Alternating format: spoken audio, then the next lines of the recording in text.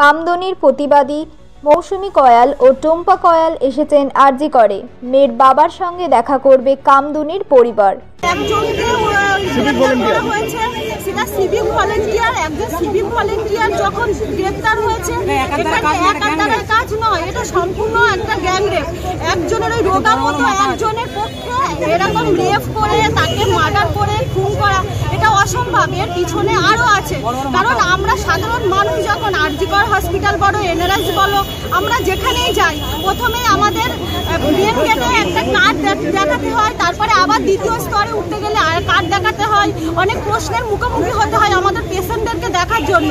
কিন্তু একজন পুলিশ কর্মী সে যখন এত রাতে হসপিটালে উঠছে, সে রুমে যাচ্ছে, তখন কি কোনো সিকিউরিটি সেখানে ছিল না? হসপিটালের সুপার ছিল না? সিকিউরিটি এখন দুজন সিকিউরিটি গার্ডকে সাসপেন্ড করেছে হাসপাতাল। সাসপেন্ড করে কি হবে? এটা জাস্ট একটা পুলিশ এখন ব্যর্থ হয়ে গেছে, এটা সাসপেন্ড করেছে। আমাদের রাজ্যে কোনো ঘটনা ঘটবে তারপরে ডিসিশন নেওয়া হবে। সিসিটিভি আগে কোথায় ছিল? আগে কোথায় কেন লাগাইনি? এখন জাস্ট ব্রেন ওয়াশ করার জন্য। কোনো কিছু ঘটে গেলে তখনই ব্রেন ওয়াশ করা হয়। আমরা যেটা দেখলাম, মাননীয়া কি বললেন, আগে কি বলতেন যে না সিআইডি আছে, প্রশাসন আছে, তারা তদন্ত করছে, নিরপেক্ষ তদন্ত হবে। এবার উনি স্বীকার করেছেন যে সিআইডি পারবে না, আমাদের সিআইডি ব্যর্থ, এখানে সিবিআই তদন্ত হোক। তার মানে উনি বলেই দিয়েছেন যে সিআইডি এখানে ব্যর্থ। আমরা চাইবো যে আড়াল করার চেষ্টা করা হচ্ছে কি? অবশ্যই আড়াল করার চেষ্টা করা হচ্ছে, কারণ যে প্রিন্সিপাল ছিল একবার না, ওনাকে অনেকবার কিন্তু ট্রান্সফার করা হয়েছিল। উনি 10 দিন আবার এসে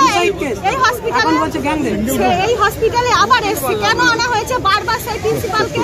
সুপার কি করছিল এখানে? সুপার, প্রিন্সিপাল, স্বাস্থ্যমন্ত্রী সব জড়িত আছে। তার স্বাস্থ্যমন্ত্রীর পদত্যাগ করা উচিত, প্রিন্সিপালকে হসপিটাল থেকে দাঁড়ানো উচিত। বারবার তাকে ট্রান্সফার করা হয়েছে, বারবার তাকে কেন ফিরিয়ে এনেছে মমতা ব্যানার্জি? এর পিছনে কি কোনো কিছু আছে? তার সেটা আমাদের দেখতে হবে। এর মধ্যে কোনো কিছু আছে। তাদের পরিবারের পেশেন্টরা হসপিটালে পড়ে আছে, চিকিৎসা হচ্ছে না, ডাক্তার নেই, ডাক্তাররা তারা সরকারি ডাক্তাররা তারা বাইরে বিভিন্ন জায়গায় হসপিটাল খুলে, নার্সিং হোম খুলে বসে আছে, অথচ এখানে এইভাবে সাধারণ মানুষকে হেনস্থা করা হয়। এই জায়গায় দাঁড়িয়ে আপনারা কি নির্যাতিতার বাবার সঙ্গে দেখা করবেন? নির্যাতিতার পরিবারে আমরা যাচ্ছি, পরিবারের কাছে যাচ্ছে, সঙ্গে কামদুনির নির্যাতিতার পরিবারও যাচ্ছে। সেখানে একজনকে গ্রেপ্তার করা হয়েছে, দুজনকে সাসপেন্ড করা হয়েছে। তাদেরকে আপনারা খুশি নাকি এখনো অনেক কেউ জড়িত আছে? একজনের সাথে এই কাজ হতেই পারে না, এর সাথে আরো অনেক বড় বড় মাথা আছে এর সাথে জড়িত আছে। আমরা চাই সঠিক ইনভেস্টিগেশন এবং সেটা হচ্ছে সেন্ট্রাল এজেন্সির দ্বারা হোক।